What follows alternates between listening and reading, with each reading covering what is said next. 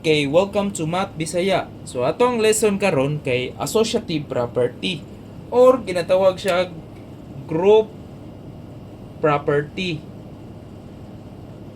Group property. So ang concept ani simple la kayo.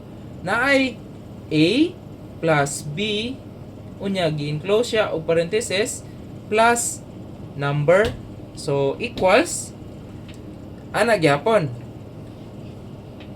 A plus B plus C. So, muna siya ang atong concept. Naa siya usa the same operation. So, unsa man ni na operation? Unsa ni na operation? Addition. Addition. Unya kani is i-bracket gani siya.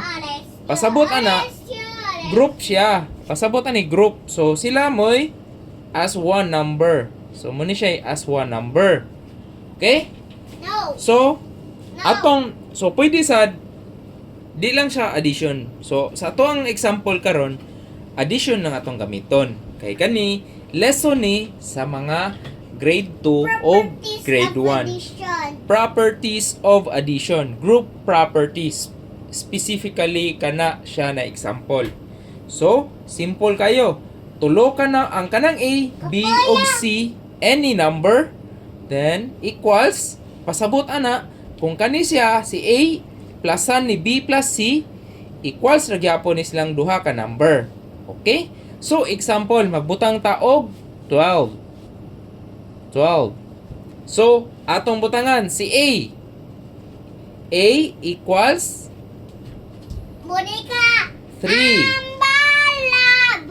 Si B plus 5. So, 3 plus 5 plus pila man natong ibutang ni C. So, 3 plus 5 equals 8 plus C equals 12. So, ato lang sang equate ni siya og 12 para makuha nato si C. So, pwede na nato si 12 para si C. 12 minus 8 equals 4. So, si 5 plus 3 plus 4 equals ana di ay. So, ay substitute na to.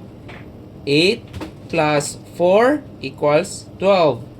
4 plus 8 12.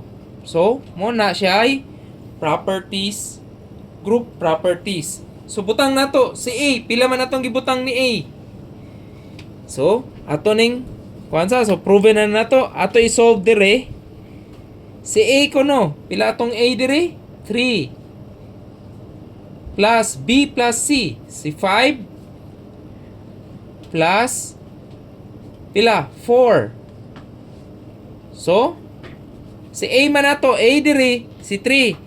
Si B diri, 5. Si C equals 4. So, mo equate ba sa 12? B? 3 plus 9 equals pila? 3 plus 9? 10, 11, 12. So, that's make it 12. So, si A is 3. Si B is 5. Si C is 4. Okay? So, muna ang solution. So, ingon na naon na to pag tudlo kay everything has a solution. So, muna sa Miguel, nanaon na to ang associative property of addition. So, A, kana. So, any number. You can choose any number. Like, balihon nimo random as long as the same na ang order niya A, B equals C. Okay? Daghang salamat. Onya follow for more example. Math Bisaya ni.